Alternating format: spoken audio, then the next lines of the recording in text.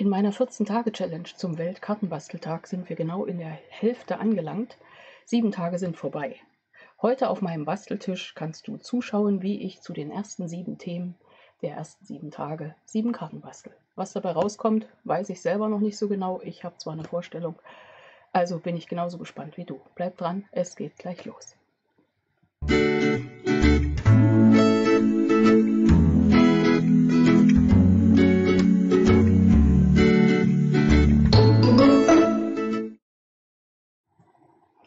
Hallo und herzlich willkommen in meiner Kreativwerkstatt. Schön, dass du dabei bist. Ich bin Angela von der Stempelfamilie.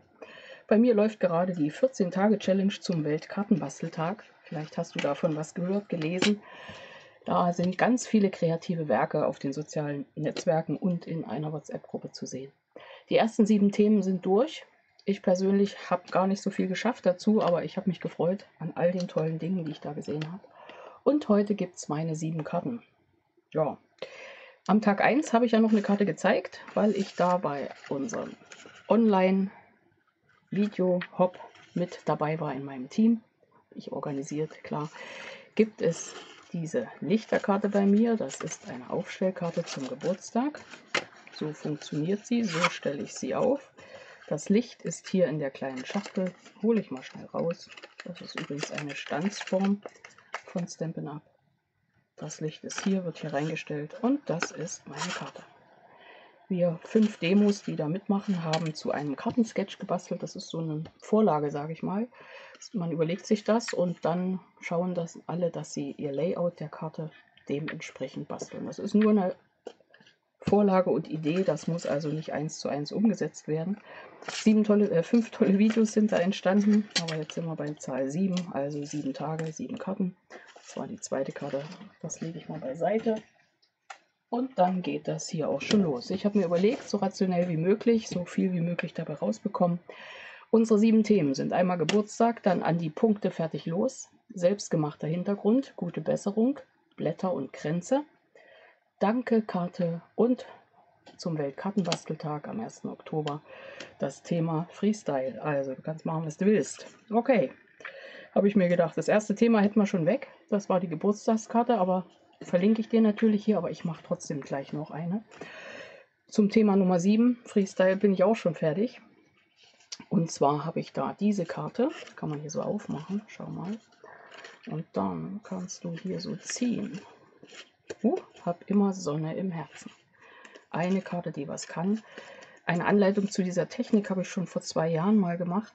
Kann ich aber auch gern nochmal wiederholen. Und du siehst schon, und das ist heute auch mein Thema, ich arbeite mit dem Designerpapier. Moment. Fantasievolle Texturen. Hier ist es drin, ein bisschen ist schon davon zerschnitten. Das ist heute auf dem Basteltisch. Und daraus habe ich mir aus 6x6 Inch ein Stück zugeschnitten. Damit könnten 3 Karten entstehen, ist zumindest mein Gedanke. Das kommt dann zwischendurch dran. Dann habe ich hier die Stanzform mit den Punkten. Und ich habe anmutige Blüten hier liegen als Paket, also Produktpaket mit Stanzen und Stempeln. Ein paar Grüße sind hier drin, Alphabest, man weiß es ja nie. Okay, womit fangen wir an? Oh ja, eine Technik habe ich auch noch, Strukturpaste. Bei mir wird das jetzt nicht der Reihe nach abgearbeitet, hast du ja schon gesehen. Tag 7 habe ich dir zuerst gezeigt, sondern das läuft ein bisschen durcheinander, weil die Strukturpaste benutze ich zum Ende, damit dann meine benutzten Formen nicht so lange ungeputzt in der Gegend rumliegen. Hier bei anmutige Blüten habe ich mir mal das Gitter ausgestanzt, werde ich also am Ende zeigen. Ja, ich bin ein bisschen unentschlossen, wie ich anfange. Ach, ich zeige dir das mal. Guck mal, ich habe mir hier ein Lochblech hergestellt aus Papier und zwar mit dieser Stanzform. Und du siehst schon, hier sind gar nicht so viele Löcher wie hier drauf, aber ich fand das ziemlich witzig so. Das bedeutet, wie habe ich es gemacht?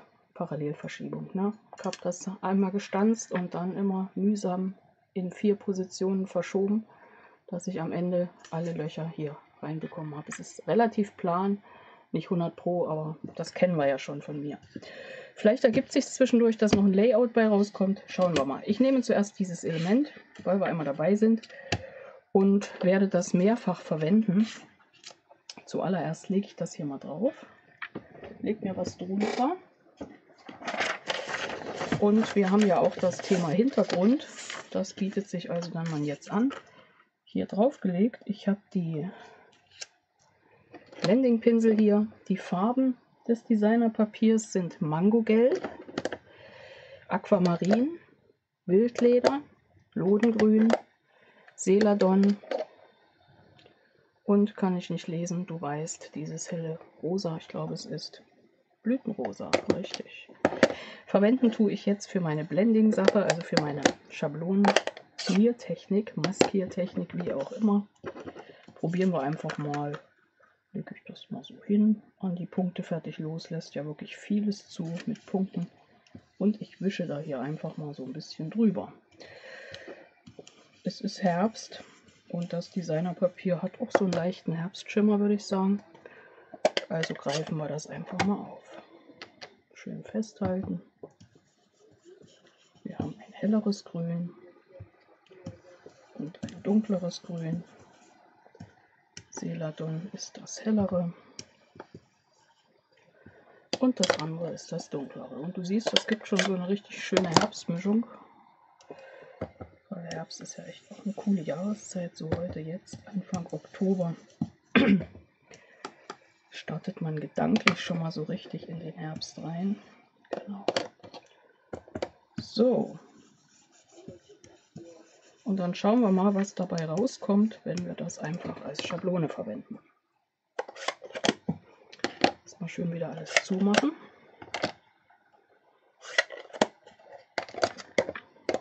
Und die Spannung steigt.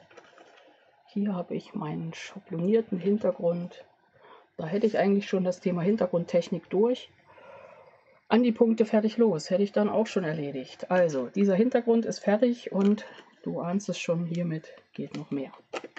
Okay, Hintergrundtechnik, weil wir einmal dabei sind. Ich hoffe, ich reiche dann mit meinen Platten, mit meinen Auflagen. Zeige ich das mal schnell, weil ich hier aus den anmutigen Blüten dieses Rankegitter auch noch habe. Und du siehst, das kann man genauso verwenden. Und dann am Ende entweder Elemente daraus ausschneiden oder eben komplett. Und ich mache das gar nicht so intensiv, sondern nur so ein bisschen, aber du siehst, schon hast du wieder coolen Hintergrund. Und das können wir alles noch weiter verwenden, du wirst es sehen.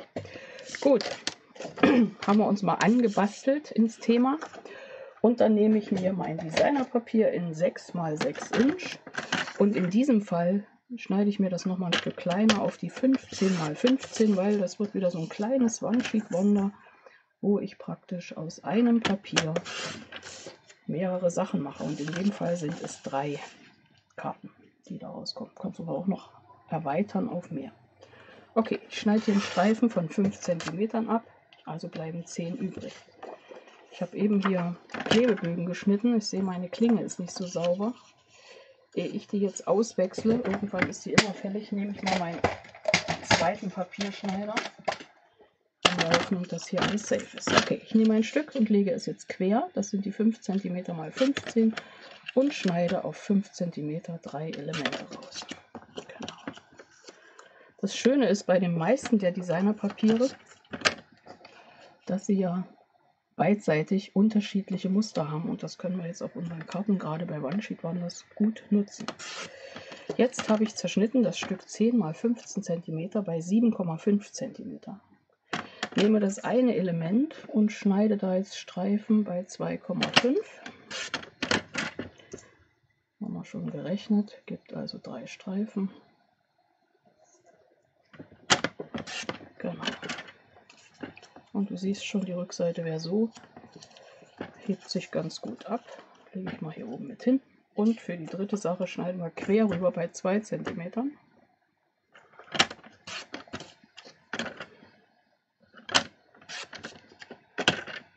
Geht natürlich alles, ne? Also du könntest jetzt hier auch schon wieder neue Ideen entwickeln. Da kannst du kreativ werden ohne Ende. So, zerschnitten haben wir das. Papierschneider geht erstmal wieder weiter weg, ein Stück, aber nicht zu weit. Und ich habe mir jetzt überlegt, Klebebögen, das weißt du ja, setze ich ganz oft ein.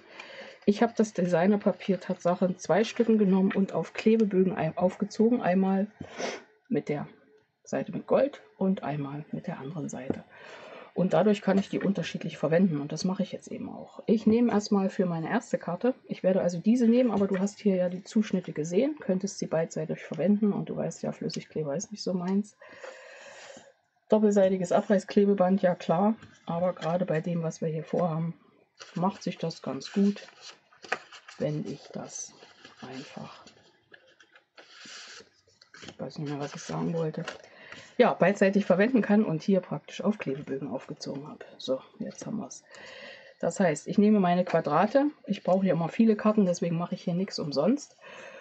Kann also das weiter verwenden dann am Ende noch. Klebe hier vorne wahrscheinlich gleich ein weißes Blatt drauf und dann schaue ich mal, wie ich das hier drauf positioniere. Setze das so auf. Finde das schon witzig. Könnte hier immer noch Unterlagen drunter machen. Drehe das mal um. Die erste Karte ist eine Geburtstagskarte und hoffe, dass ich mir das jetzt richtig gewünscht habe, dass ich hier die Texte drauf kriege. Hier haben wir liebe Wünsche und eine Umarmung. Das kriege ich wohin? Und zum Geburtstag. Okay, zum Geburtstag geht da oben hin. Liebe Wünsche und eine Umarmung setzen wir uns irgendwie hier unten hin. Und jetzt schauen wir, dass wir das so hinkriegen, dass wirklich alles passt. Setzen wir das mal hier hin. Und das so. Dieses da in der Mitte, das kann ja ruhig, wie gesagt, wir können auch Montag schon Freestyle machen. Dann setzen wir das so hin. Genau, los geht's. Einmal kleben bitte. Doch den Flüssigkleber in der Hand. Ich habe hier also in Wildleder ein Stück Farbkarton genommen und setze das hier mal drauf.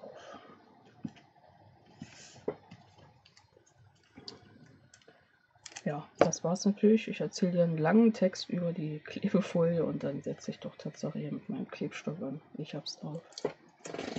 Brüller. So, das geht hier drauf. Schöner Rand. Da oben genauso. Einmal die Schutzfolie abziehen. Den schönen Rand hier oben ähnlich aufeinander setzen. Und damit jetzt nichts schief geht, stempel ich erstmal meinen Gruß. Und zwar nehmen wir da durchaus Wildleder, weil dann passt das zueinander. Und ich überlege nochmal, ihr könnt natürlich auch embossen in Gold. Ich habe das hier schon auf dem Tisch stehen. Ja, neue Stempel oder die ich noch nicht ausprobiert habe. Meine Empfehlung immer auf dem Schmierzettel. Was gibt die Farbe her? Einmal kannst du dann gucken, ob genug Farbe dran ist. Und zum anderen, bei manchen Stempeln muss man einfach unterschiedlich stark aufdrücken. So, manchmal ist es auch minimal schief. Hier wird es ganz gerade. Passt wunderbar. Prima. So, dann können wir uns noch was überlegen. Aber gerade nicht. Doch nicht. Wir machen gar nicht so viel. Ich nehme den zweiten Text und da habe ich jetzt das zum Geburtstag und setze das hier auf diesen Block und setze das zum Geburtstag hier hin. Wisst ihr, das war der Moment, wo ich vorher gesagt hatte, ruhig nochmal probieren. Dann hätte ich gewusst, dass ich da unten etwas weniger drücken sollte. So, und jetzt kommt das letzte Element in die Mitte.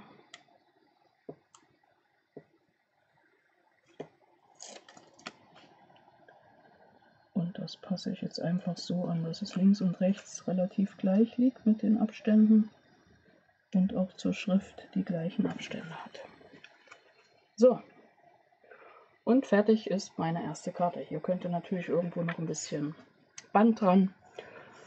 Kann man sich ja für später noch überlegen. Okay, das ist also die Karte zum Geburtstag. Was haben wir hier noch? Hier haben wir weiter solche kleinen Streifen. diese hier, diese 2 cm Streifen mal 7,5. Dann nehme ich mir hier welche und davon nehme ich, ja, was gibt es denn hier so her in meiner ganzen Kartenfront? Da mache ich die ganze Sache mal quer. Ich überlege noch, ob ich nochmal das Dunkle nehme. Ich bin hier einmal so ein bisschen im Lodengrün gelandet. Ich brauche 5 Streifen. Die setze ich mir jetzt so hin. 5 sind es gewesen. Vorder- oder Rückseite. Kann ich drehen, wie ich mag. Kann ich auf Abstand setzen. Vielleicht durchaus in die Mitte zusammen. Hier kann ich nicht drehen. So, aber so. Ha. Ja, ich fange mit dem mittleren an, weil dann kann ich ganz gut positionieren. Und habe dann links und rechts den gleichen Rand.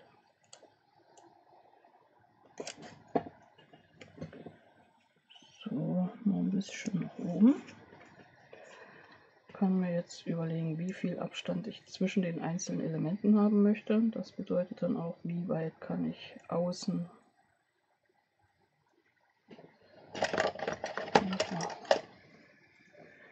mein Stecheisen, ne? Genau.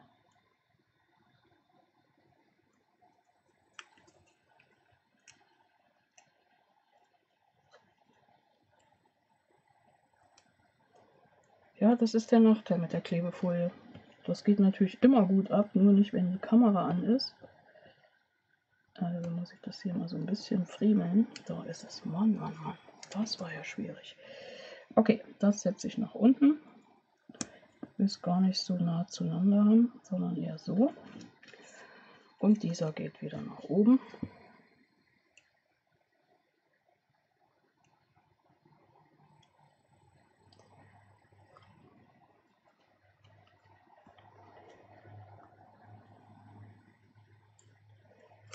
So.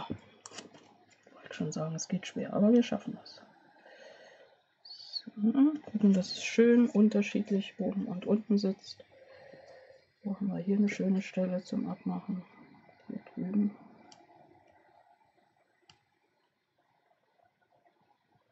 Ja, ist super Klebeband, wie du siehst. Es hält wieder richtig gut. Vor allem an den Stellen, wo ich es hier mal schnell abmachen wollte. Es empfiehlt sich da auch immer so ein Stück stehen zu lassen. Weil die Bögen sind ja in Inch gerechnet. Und dann kann man eigentlich noch besser runterfassen. So. Ist aber alles egal. Wir kleben das jetzt hier drauf. Und das letzte Stück links an die Seite. Ist übrigens auch ein schönes Muster-Klebeidee, um Designerpapierreste zu verwerten. Das kleben wir jetzt dahin. Links und rechts ist der Rand relativ gleich. Das Ganze kleben wir auf unserer Karte drauf. Hier habe ich eine weiße im Querformat. Und bei dieser Karte sollte es ja eigentlich den Gruß Gute Besserung geben. Schauen wir mal, ob wir den irgendwo haben. Können wir noch überlegen, was wir da alles aufbringen können mit unserem Gruß. Ich habe hier mal einen Streifen. Welche Farbe passt am besten? Könnte aber auch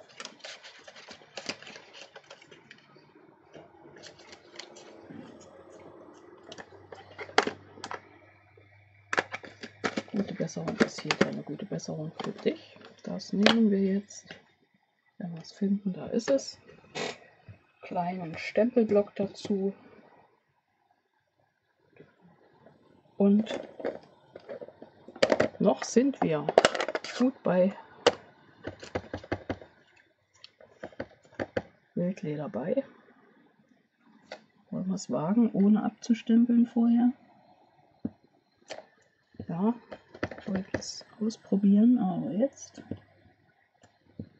so viel besser. Viel besser. Und jetzt schauen wir uns das mal an, wie wir das hier von der Seite her draufsetzen.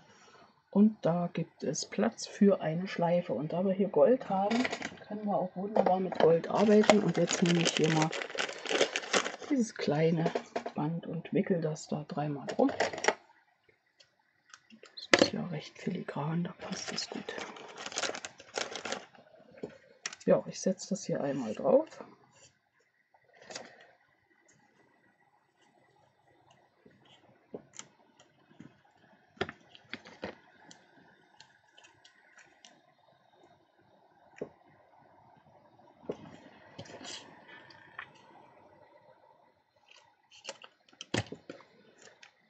außen drum.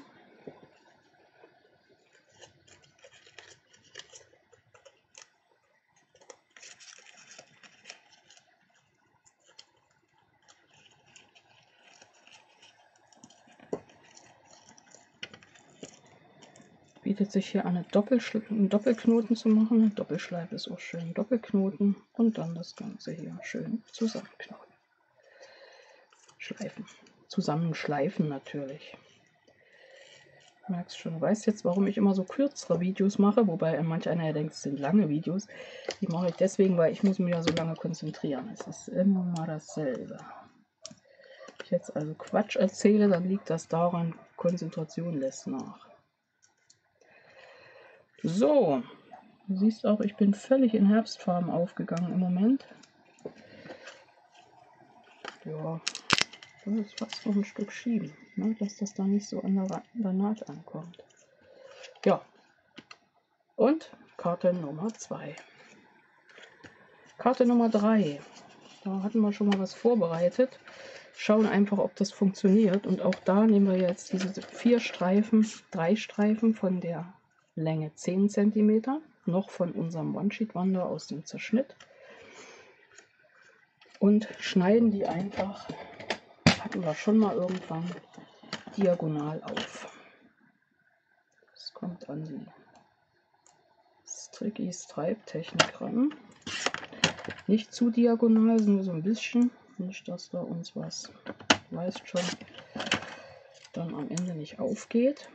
Aber so ein bisschen diagonal müsste funktionieren. Weißt ja, ich habe hier heute nichts vorbereitet. Schauen wir einfach mal, wie das wird. Ja, hier würde ich mal das Lodengrün nehmen. Ich mache das hier drin immer zu. Und nehme jetzt meine Streifen und setze sie mit Lücke nebeneinander. Ich werde dir hier auch nachher das, also oben bei dem i, siehst du dann verlinkt die Mosaik Stricky Stripe Technik. Die ist ähnlich wie das, nur noch einen Schritt weiter. So, ich überlege gerade, ich kann das eigentlich auch direkt hier auf dieses setzen. Mit gleicher Mattung reihum. Schauen wir mal, ob das funktioniert oder ob ich notfalls noch einen Ersatzstreifen brauche. Nicht zu verwechseln mit Ersatzreifen. Wir haben Oktober, du weißt, ne? O und O, Reifenwechsel, genau. Wie so alles beim Basteln einfällt. Vor allem, wenn ich hier so Klebestreifenkrams abfummel.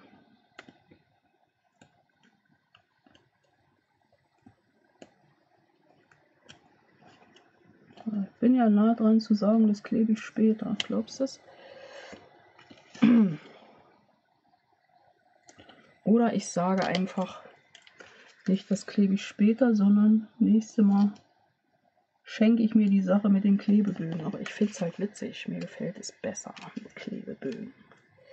Eigentlich finde ich es schöner, weil da muss ich nicht so friemeln mit dem Flüssigkleber. Noch ein Tipp, wenn du das Ganze für dich einfach beim Zuschneiden dran denkst, wir haben ja das doppelseitige Abreißklebeband, das ist immerhin 6 mm. Jetzt gucke ich, dass ich einen anderen Streifen nehme. 6 mm breit, und wenn du bei dem Zuschneiden dieser Streifen hier das beachtest und nie schmaler wirst als 6 mm, kannst du die Technik schon super mit diesem Band machen, mit dem doppelseitigen Abreißklebeband. So, und du kannst dir schon vorstellen, es reicht nicht bis rüber, das war der Sinn der ganzen Übung. Genau. Das soll kurz vorher enden, weil das einfach ein bisschen mehr, also asymmetrisch ist ja auch mal nett auf einer Karte. Ich denke mal, jetzt habe ich es und dann fummel ich wieder neu. Mann, ey. Eine Schicht zu viel ab. Da hat das. Ich habe es. So, gucken. Du musst schauen bei dem Muster, dass du immer den richtigen Wechsel machst. Sonst wird das ganze Muster schief. So, und hier habe ich wieder das Stück, dass ich unten ein Stück von der Klebefolie überstehen habe und dann geht das normalerweise, ich sage nichts, super toll ab, ne? Sag nichts, du. Ich wollte dir wieder was erklären. Also, Klebefolie ist super. Frage ist immer mit dem Abziehen hier ein bisschen geduldiger als ich im Video. Dann wird das und du darfst nur eine Schicht erwischen und nicht zwei. Oder du machst den Trick 17, du reißt es oben minimal ein, minimal. Und auch dann funktioniert es nicht immer. Wir hätten noch Trick 18. Das wäre, wir nehmen doppelseitiges Abreißklebeband, setzen das da drauf. Ist alles nicht nötig, wir haben es. Jetzt nichts falsch machen. So haben wir das. Und auch hier wäre jetzt wieder die Option, ob wir da so einfach einen Streifen draufsetzen, ob wir eine Unterlage zu dem Streifen drunter legen. Und zwar in diesem Fall nehme ich mal dieses. Ob wir hier drüben das freilassen? Ja, lauter Fragen ohne Ende. Das wird jetzt die Danke-Karte und da haben wir hier ein riesiges Dankeschön bei allerbeste Grüße und das nehmen wir. Gehen wir wieder auf unseren weißen Streifen. Auf einen Stempelblatt. Ein riesiges Dankeschön und hier brennt und ruft es geradezu nach Lodengrün. Das setze ich da drauf. Okay, hast gesehen, läuft super. Gucken wir mal hier. Zu weit unten und schauen wir mal da. Perfekt, so muss das. Gut, und da könnten wir das einfach so versetzen. Das ist ja dann auch schön, oder? Weil mein Streifen ist schmaler als, aber ist ja nicht so, dass wir vorbereitet wären. Wir hätten auch noch einen breiter als. Sehr schön. Gut. Und jetzt haben wir die Sache mit der Schleife ebenso schön gehabt. Nehmen wir die nochmal. Das darf ja alles so ein kleines bisschen zueinander passen. Okay, wieder alles der Reihe nach aufeinander kleben. Ist schon, mir rennt die Zeit davon. Jetzt setzen wir das mal anders. Die Schleife geht hier drüben drauf. Ja, das heißt, ich schneide hier noch ein Stück ab. Setze schon mal meine doppelseitigen Klebepunkte. Meine Abstandsklebepunkte, die waren es, genau. Wickel hier eine Schleife, mache einen Knoten, mache Knoten Nummer 2, binde die Schleife und fertig ist das. Moment, bleiben Sie ruhig. So, jetzt. Nachschneiden machen wir später. Bling Bling geht auch noch. Ja, also für Herbst finde ich die Karten schon ziemlich gut, oder? Was denkst du? So, jetzt packen wir das mal so und das setzen wir hier hin. Aua, das wird schicki. So finde ich das sehr schick. Also diese und jene. Und die erste hier wäre noch eine Mattung. Gar nicht schlecht gewesen, aber ich bin mit den 3 Karten schon mal zufrieden. Also wir haben jetzt die Karte für Tag 1, Geburtstagskarte. Für Tag 4, gute Besserung. Für Tag 6, Dankeschön. Und für Tag 7, Freestyle, unsere Karte, die was kann, hier hinten. Jetzt fehlen uns nur noch 3 Karten und die werden wir mal ganz schnell zusammenbauen. Selbstgemachter Hintergrund, wir sprachen drüber. Blätter und Kränze haben wir auch schon gesagt. Kommt gleich. Blätter und Kränze kommt jetzt. Das ist vom Tag 5. Und ich weiß nicht, wie das für dich ist mit meiner Aktion hier. Dauert das nicht alles ein bisschen lange? Ich bin mir nicht sicher. Okay, Blätter oder Kränze kommt jetzt. Ich nehme das Stempelset Anmutige Blüten und nehme diese Blätter hier. Hat es auch noch ein Einzelblatt? Nein, hat es nicht. Also nehme ich diese. Ich hatte verschiedene Ideen und ich stelle fest, so ganz glücklich bin ich mit meinen verschiedenen Ideen nicht. Ich würde jetzt Folgendes machen. Sonst dauert mir das zu lang. Ich suche. Ich habe eine ausgestanzt. Finde ich nicht mehr, macht also nichts. Also nehme ich jetzt dieses mit dem schönen Mangogelb. Dann nehme ich eine weiße Auflage. Ich könnte auch das Gitter nehmen, warum nicht? Ich glaube, ich nehme das Gitter, genau.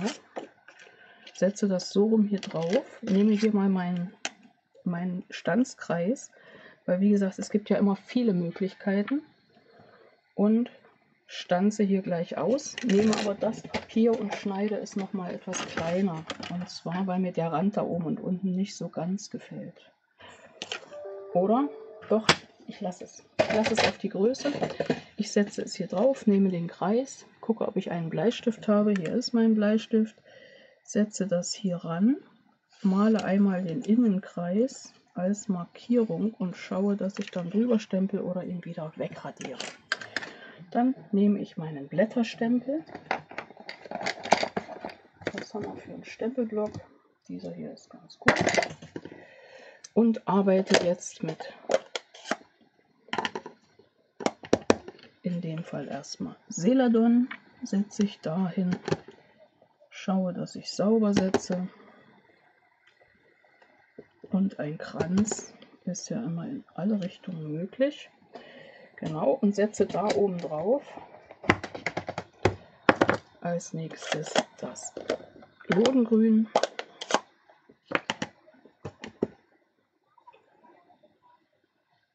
Erstmal auch ein bisschen nach außen.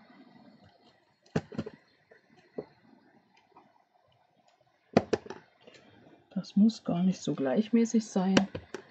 Das ist schon mal so ein bisschen Kranzeffekt, und ein paar setze ich auch innen rein. Dann geht das in beide Richtungen.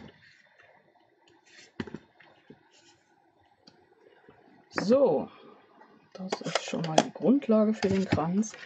Und dann habe ich mir ausgestanzt hier diese Blüten und schon in Mangogelb gestempelt. Und die setze ich einfach da drauf. Übrigens, coole Idee, könnt ihr sehen, beziehungsweise weiß ich nicht, ob ich es schon verlinkt habe. Bin ein bisschen im Hintertreffen. Ich habe sogar einen Kranz gesehen, da war als Grundlage Makramee. Total witzig bei unserer Challenge. Ja, ist irgendwo schon verlinkt oder wird noch verlinkt. So.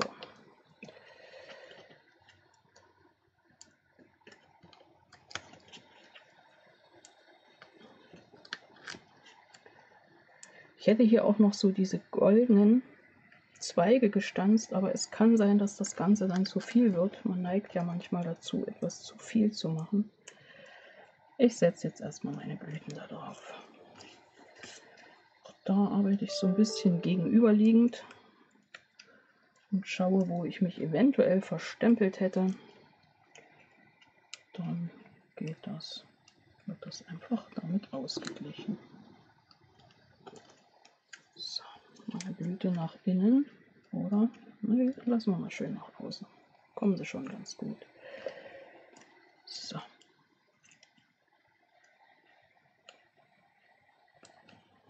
Ja, wir haben dieses Gold noch hier, und da bin ich jetzt mal so, dass ich sage, okay, es ist noch da, nehmen wir und bauen uns noch mal eine schnelle Schleife.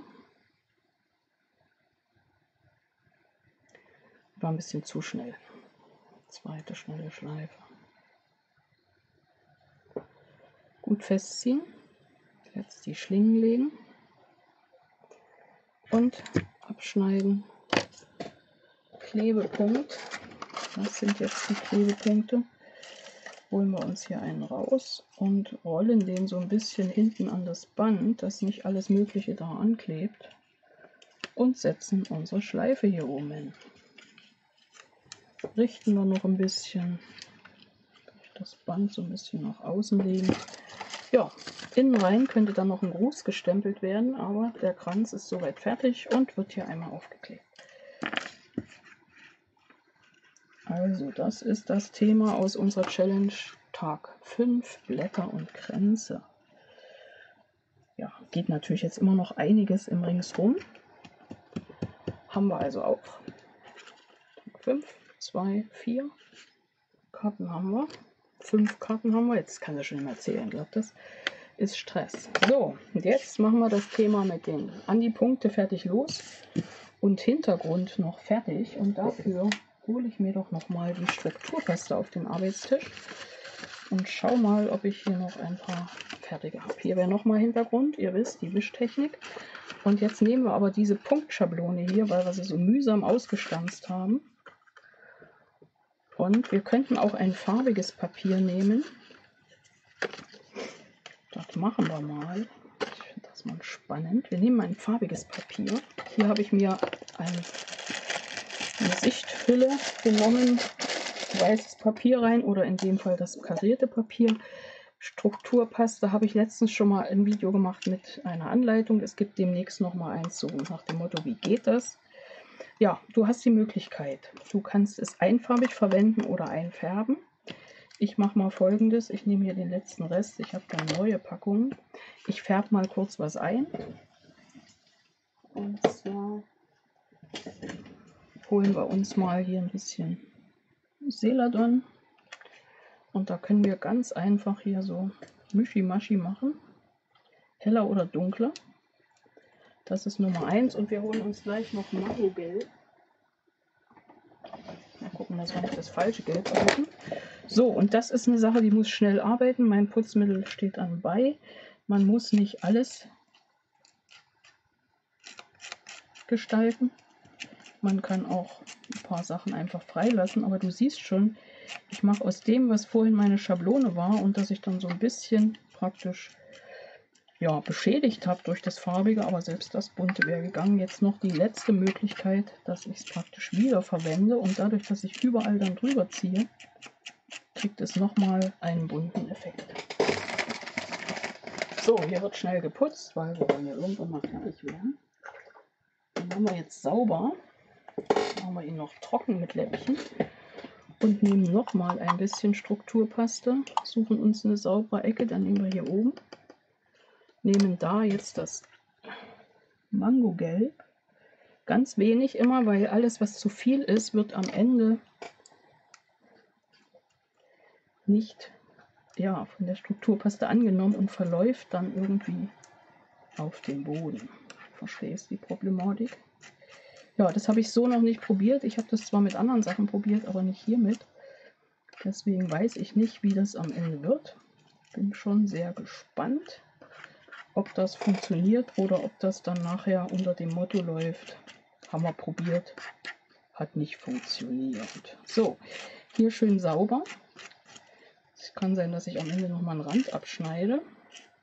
Du siehst schon, das ist die Strukturpaste mit dem Schimmerglanz da. Warte, wie heißt sie genau? Seidenglanz, Schimmerglanz, ne? So, und das Coole ist, wir haben praktisch die Schablone jetzt auch komplett eingefärbt. Ich mache Folgendes, ich ziehe das vorsichtig ab. Hier ist der Hintergrund und die Schablone kriegt nochmal einen leichten Dreif oben drauf.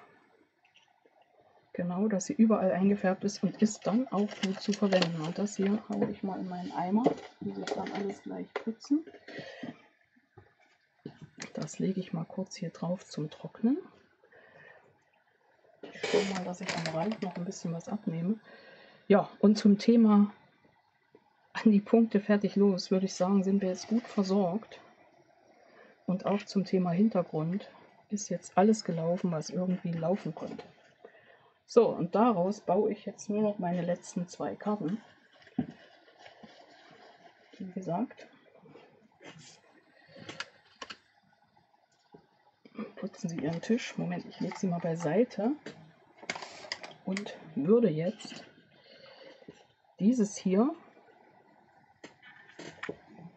trocknen lassen, könnte Elemente abschneiden und nehme jetzt meine Kartenrohlinge, die ich hier noch übrig habe, und setze dieses, was ich vorhin gewischt habe, auf eine Karte drauf. Am besten natürlich auf Celadon. Da sieht das am saubersten aus. Genau, da geht das jetzt drauf. Ich werde auf der Karte nicht viel machen. Ich setze das mit Abstand drauf. ist meine Karte zum Thema an die Punkte fertig los. Und da ich noch nicht weiß, wofür ich sie benutze, wird sie einfach so, wie es ist,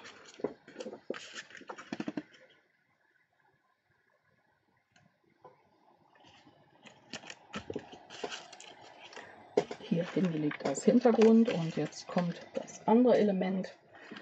Und da nehme ich dieses, was ich eigentlich ja als Schablone mehrfach benutzt habe, was ich so aber ziemlich cool finde. Das läuft jetzt für mich als Hintergrund. Wobei ich auch da sagen muss, da haben wir jetzt also mehrere Möglichkeiten. Entweder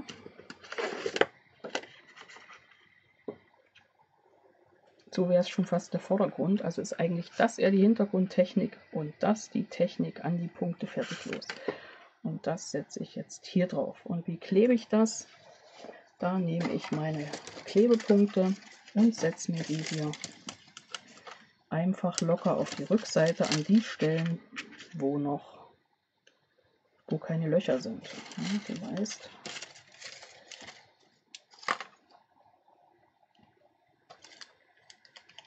Könntest übrigens auch so als kleine Idee noch für Karten hier Band durchfädeln durch die Löcher.